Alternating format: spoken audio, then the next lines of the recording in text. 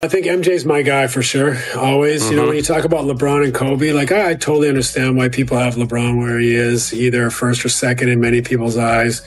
When you look at the whole picture of everything LeBron's done over the course of his career, it's hard to argue with.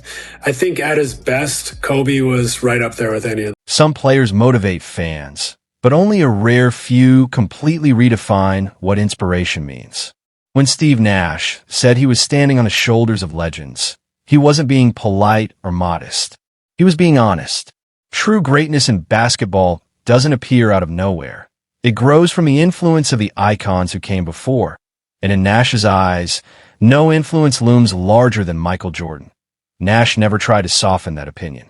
For him, Jordan's greatness wasn't only about championships, stats, or highlight plays. It was about transformation. Jordan didn't just dominate the court. He changed what basketball meant to the world. During the 1990s, while leading the Chicago Bulls, Jordan became something bigger than a superstar. Every dunk, every clutch shot, every fierce stare across the court carried an energy that felt almost mythical. This was long before TikTok highlights or viral clips. Yet Jordan's moments spread across the globe like legend. He turned the NBA into global entertainment. Kids from North America to Europe to Asia suddenly wanted to wear the same shoes, copy the same fadeaway, and chase the same dream. Basketball wasn't just a sport anymore. It became a cultural movement. For players like Nash, that impact mattered just as much as Jordan's 6 championships. Jordan didn't simply win games. He expanded the imagination of what an NBA player could be. He proved that an athlete could dominate the league, captivate the world, and redefine an entire generation's idea of greatness. That's why Nash's words resonate. When he talks about standing on the shoulders of legends, he's acknowledging that the path modern stars walk today was carved decades earlier by Jordan's shadow. And whether someone believes the GOAT debate belongs to Jordan, LeBron James, or another legend, one truth remains hard to argue against. Before the modern era of basketball stars, Michael Jordan had already turned the game into a global phenomenon. When Michael Jordan stepped onto the floor, it felt less like a basketball game and more like a global spectacle. Fans didn't just tune in casually. They waited all week, sometimes all month, just to see what magic might happen next.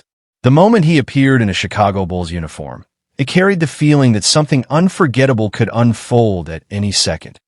Every jump shot seemed loaded with purpose, almost like destiny unfolding in real time. For millions watching around the world, Jordan's games were not ordinary matchups.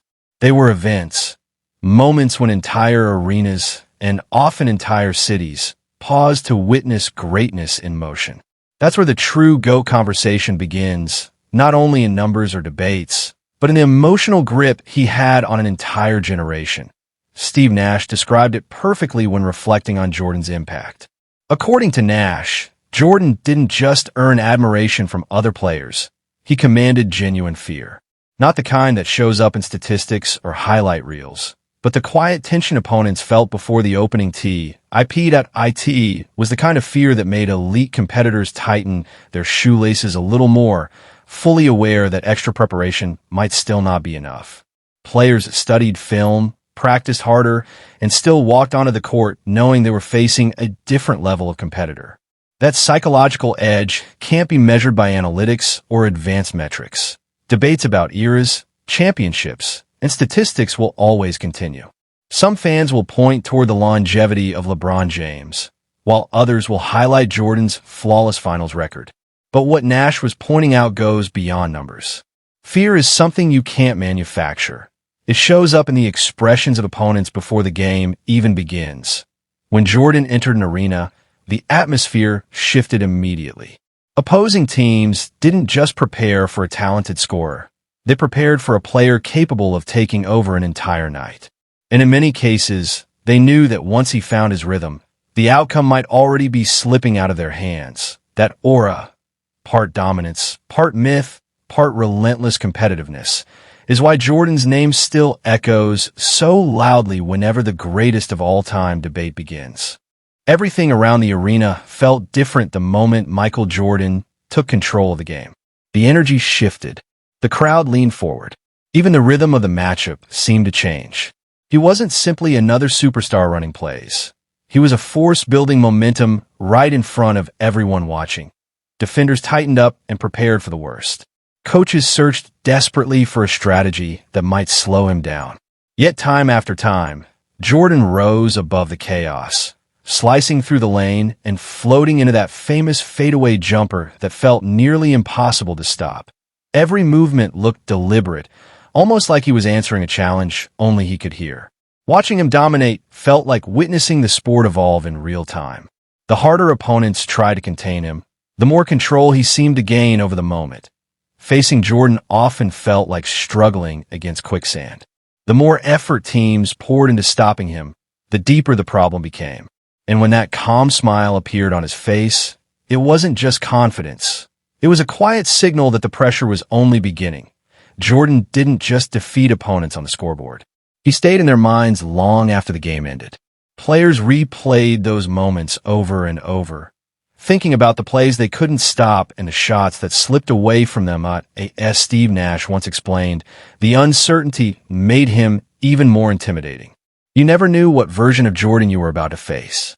One night, he might deliver an unstoppable scoring explosion from every corner of the floor. Another night, he might dominate on defense, stripping the ball away and slowly draining an opponent's confidence possession by possession. And sometimes it ended with the same chilling moment, a perfectly timed jumper that didn't just change the score, but crushed the spirit of the team standing in front of him. Back then, the NBA wasn't built for comfort. The league of the late 80s and early 90s was brutally physical. Every possession felt like a fight for space, and superstars were targeted every night. When Michael Jordan first entered that environment, he didn't immediately dominate the league the way many people remember today. He had to go through some of the toughest teams ever assembled. The Bad Boys, while the biggest obstacle standing in Jordan's way was the Detroit Pistons, the infamous Bad Boys. Led by players like Isaiah Thomas, Dennis Rodman, and Bill Laimbeer, they created a defensive strategy famously known as the Jordan rules. The idea was simple. Hit Jordan every time he attacked the basket, double-team him constantly. Make every point painful. For years, it worked. The Pistons knocked the Chicago Bulls out of the playoffs repeatedly in the late 1980s. Many great scorers might have looked for an easier path, but Jordan didn't switch teams or chase shortcuts. Instead, he changed himself. He spent entire off-seasons building strength, adding muscle, so he could withstand the punishment. The Bulls organization adjusted their system under coach Phil Jackson, installing the triangle offense and building a more complete roster around Jordan, including Scottie Pippen. Then in 1991, everything flipped. The moment the league shifted in the 1991 NBA Finals, the Bulls finally broke through and defeated the Los Angeles Lakers led by Magic Johnson. That first championship unleashed a dynasty. From there, Jordan and the Bulls went on to win 6 titles in 8 years. 1991, 199, 2, 199, 3, 199, 6, 199, 7, 1998 each time. Jordan also captured Finals MVP. Steve Nash framed it perfectly, asking the question that every basketball fan has quietly wrestled with. What truly separates the great from the untouchable?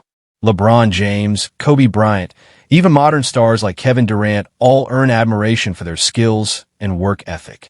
But Michael Jordan? He created fear. Not casual respect, not fan cheers, but a deep, unavoidable panic that coursed through every opponent before a single dribble. Back in the brutal era of the late 80s and early 90s, hand-checking wasn't a foul. It was practically a handshake.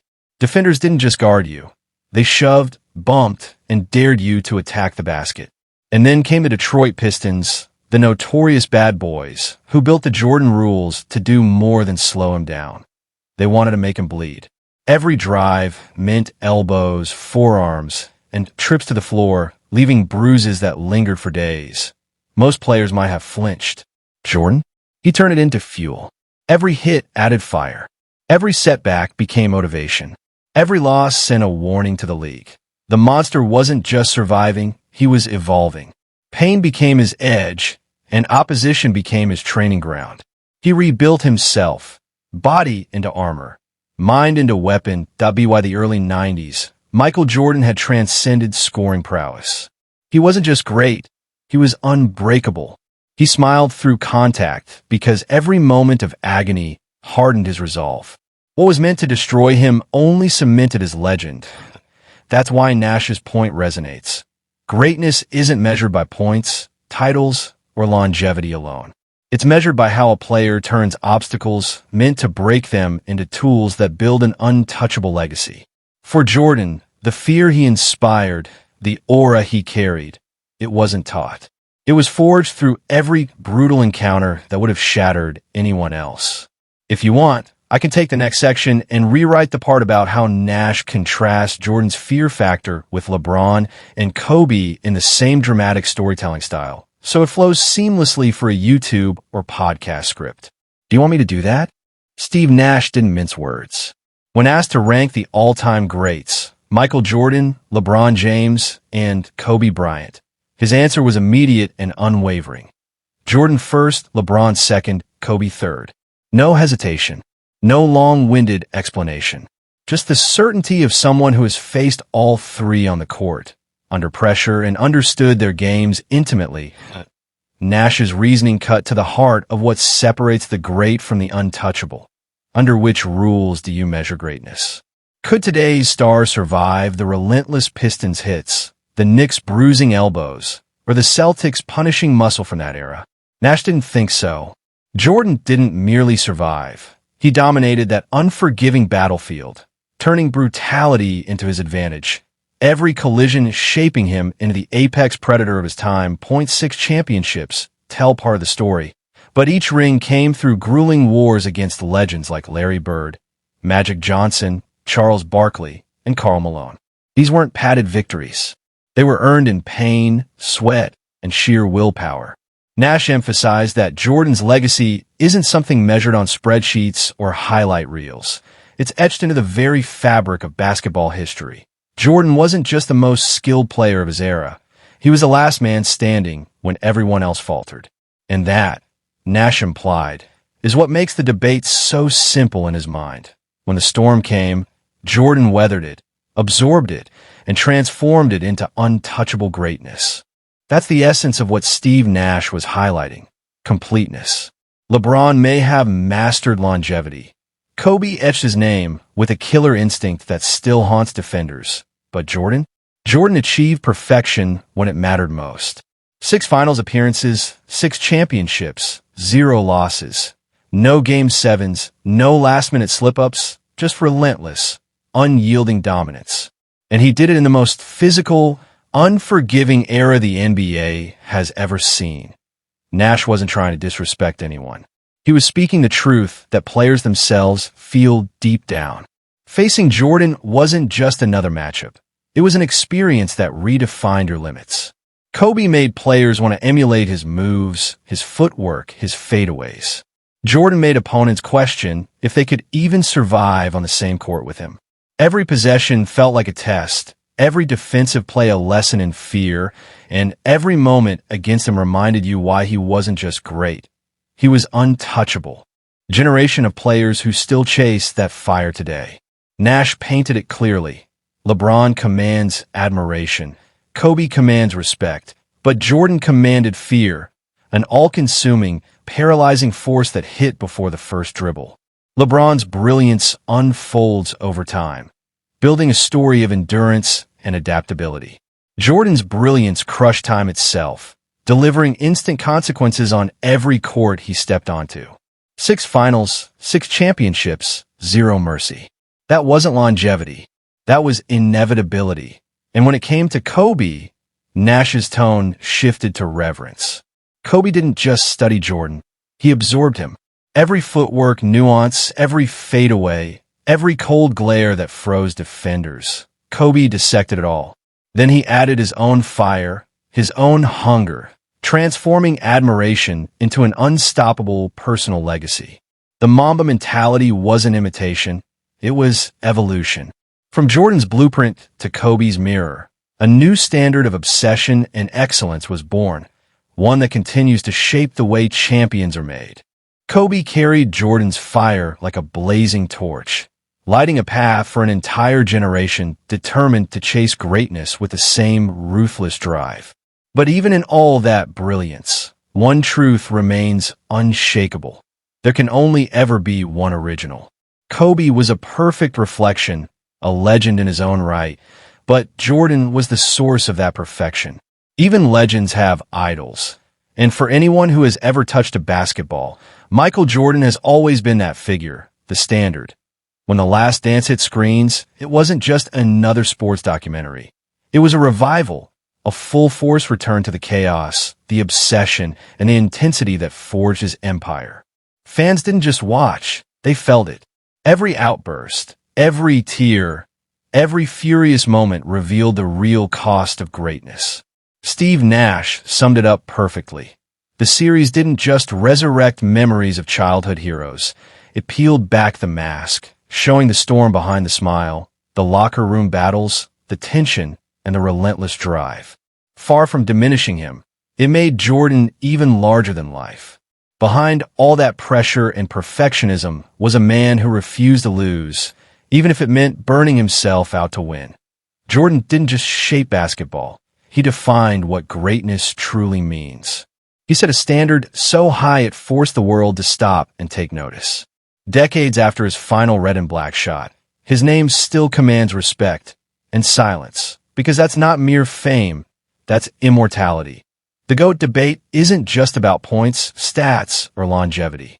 It's about defining the essence of greatness itself. As Steve Nash once said, the question isn't who's the best, it's what's your standard. If dominance is the measure, if absolute control over every moment is the benchmark, Jordan stand alone.